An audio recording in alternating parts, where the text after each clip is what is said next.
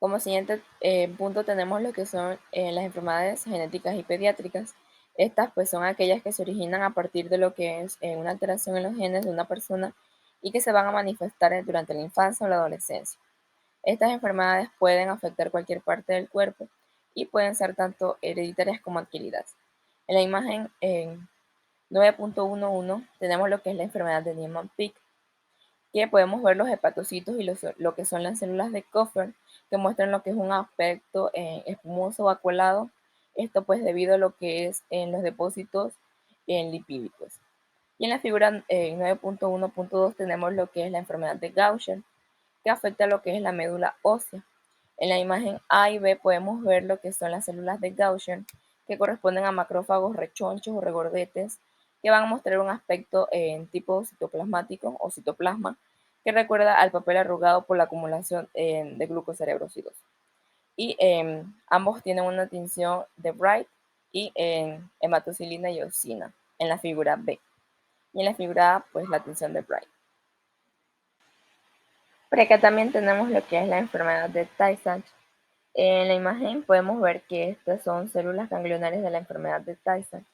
En la A podemos ver con el microscopio óptico una neurona grande que muestra lo que es una vacuolización grasa. Y en la figura B podemos ver parte de lo que es una neurona observada a través de lo que es un microscopio electrónico que muestra prominentes lisosomas en formas arremolinadas, que estas son partes del núcleo que se muestran arriba. En la imagen 9.1.4 tenemos lo que es la enfermedad de la membrana hialina. Estas pues se reconocen sus gruesas membranas hialinas eosinófilas que revisten lo que son los alvéolos dilatados. También podemos observar que los espacios aéreos restantes están revestidos por lo que es un epitelio cúbico. Podemos verlo señalado por la flecha, lo que indica una inmadurez del pulmón. En la figura 9.1.5 tenemos lo que es el neuroblastoma. Tenemos aquí en la imagen lo que es un neuroblastoma suprarrenal. Este tumor se encuentra constituido por lo que son las células pequeñas inmersas en una matriz finamente fibrilar, que se conoce como neuróculo. Y en la imagen se observan pues varias pseudorosetas de lo que es Homer Bright.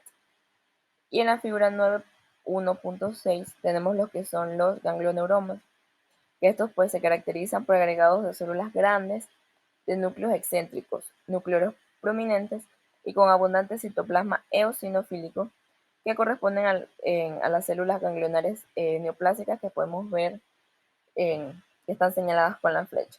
Existen células de Schwann fusiformes en lo que es el estroma de fondo.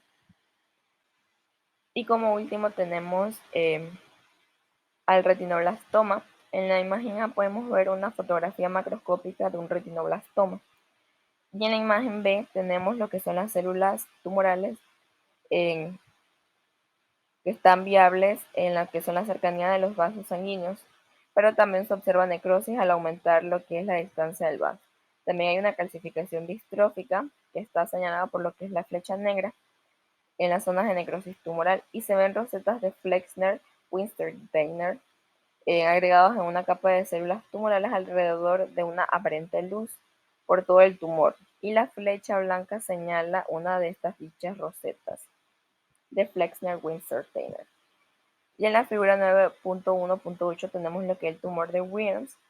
En la figura A podemos ver lo que es el tumor de Wilms con células azules densamente agregadas y túbulos primitivos mezclados, aunque también se observan lo que son múltiples figuras de mitosis.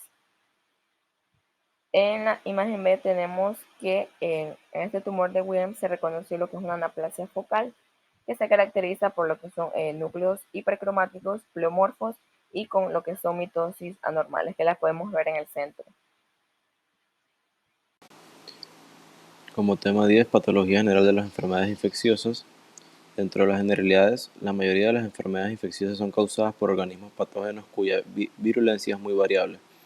Incluso la microbiota comensal puede ocasionar infecciones sintomáticas e incluso la muerte cuando los mecanismos de defensa normales del huésped se encuentran atenuados. En la figura 10.1 hablaré sobre las inclusiones víricas. En esta se colocó una imagen de vesícula por virus de herpes en la que se observa cuerpos de inclusión víricos cristalinos intranucleares. Las células infecciosas por el VHS contienen inclusiones intranucleares de un color entre rosa y violáceo, cobre de tipo A, consistentes en proteínas relacionadas con la replicación vírica y partículas víricas en diferentes fases de ensamblaje que empujan la cromatina de las células del huésped hacia los bordes del núcleo. En la imagen 10.2, infecciones víricas, se puede mencionar que los virus son causantes de muchas infecciones agudas y crónicas importantes desde un punto de vista clínico y pueden afectar principalmente a cualquier órgano. En la imagen A se muestran células gigantes de sarampión en el pulmón y se observan las inclusiones eosinofílicas cristalinas intranucleares. En la figura 10.3 se muestran infecciones bacterianas, en este caso bacterias gram positivas, y la imagen A muestra absceso pulmonar estrafilocócico con gran infiltrado neutrófilo y destrucción de los alvéolos. El recuadro más pequeño muestra la tinción Gram de la misma zona en el que se aprecian acúmulos bacterianos. La figura 10.4 habla de infecciones por hongos, en este caso cándida, y las imágenes se habla de la morfología de las infecciones por cándida. La imagen A muestra candidiasis intensa en el esófago distal, la imagen B, mediante la tinción de hematoxilina y eosina de la candidiasis esofágica, se visualiza una densa maraña de especies de cándida. Y la imagen C, pseudohifas y levaduras en la gemación y características de las especies de cándida. Por último, en la figura 10.5 se muestran infecciones por parásitos y en esto una biopsia cerebral que muestra un quiste de Toxoplasma gondii, donde muestra la flecha. Vasos sanguíneos. Generalidades. Los principales mecanismos básicos de las patologías vasculares están el estrechamiento, es decir, la estenosis, u obstrucción completa de la luz vascular, sea progresiva o repentina, y el debilitamiento de las paredes vasculares que causa la dilatación o rotura. De la primera enfermedad vascular hipertensiva. En la imagen de la izquierda, la A, muestra una arteriosclerosis hialina. La pared arteriolar está engrosada con aumento de depósito de proteínas, es decir, hialinizadas, y la luz está significativamente estrechada.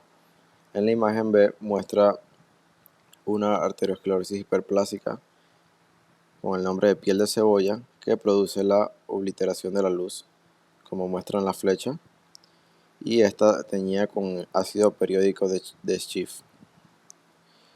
En la figura 2, en arteriosclerosis, muestra una imagen, en la A muestra una arteriosclerosis leve compuesta por placas fibrosas, una de las cuales está indicada con la flecha, y en la B, la enfermedad grave con lesiones difusas y complicaciones que incluyen una placa ulcerada, que muestra la flecha de la punta hueca, y una lesión con trombo superpuesto en la flecha de punta negra.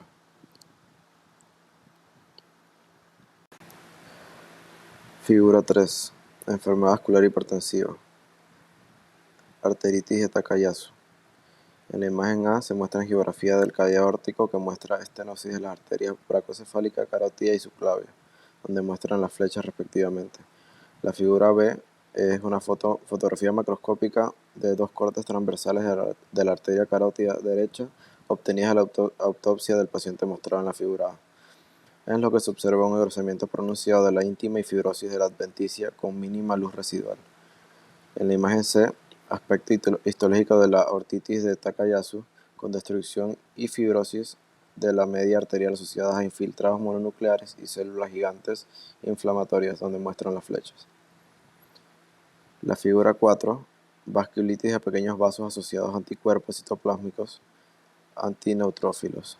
En la imagen A muestra vasculitis leucocitoclástica con fragmentación de neutrófilos en las paredes vasculares y torno a ellas. En la imagen B muestra vasculitis de células de una pequeña arteria con inflamación granulomatosa adyacente que incluye las células epiteliales y gigantes, donde muestra la flecha.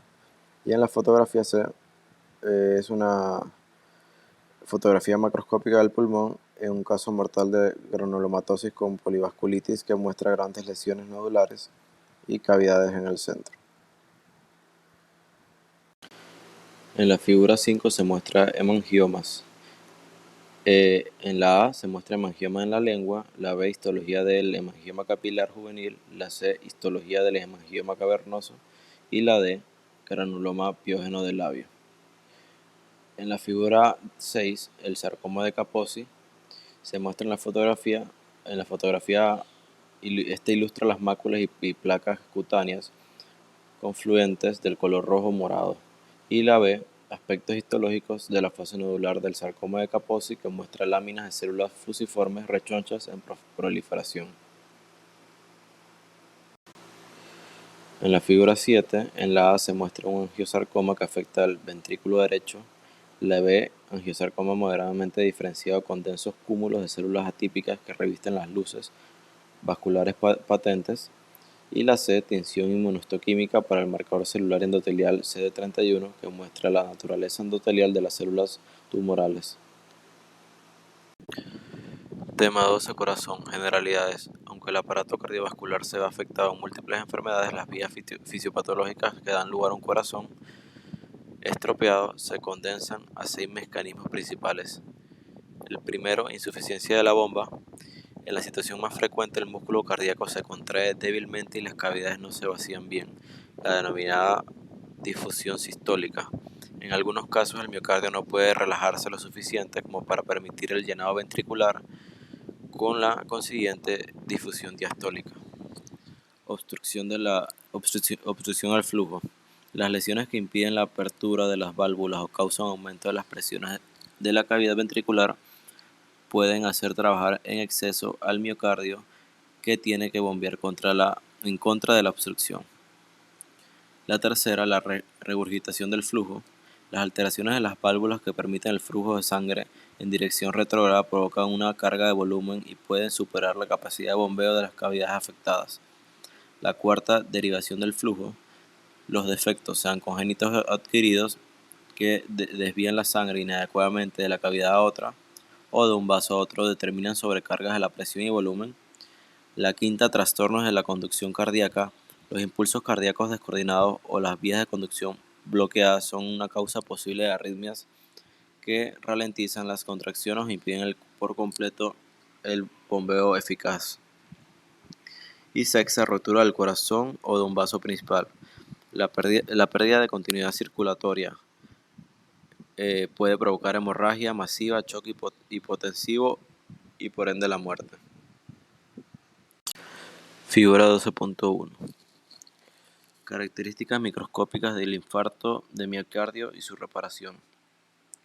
Imagen A muestra infarto de un día en donde se encuentra necrosis coagulativa y fibras ondulantes.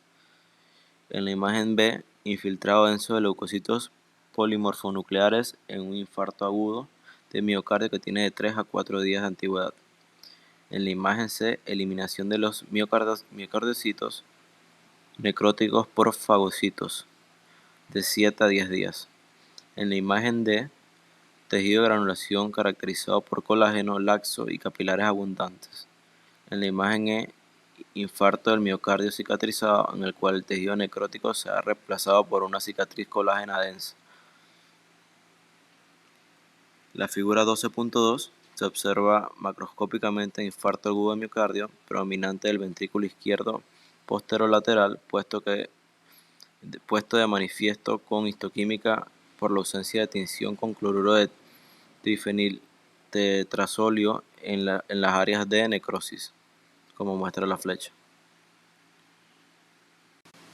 Figura 12.3.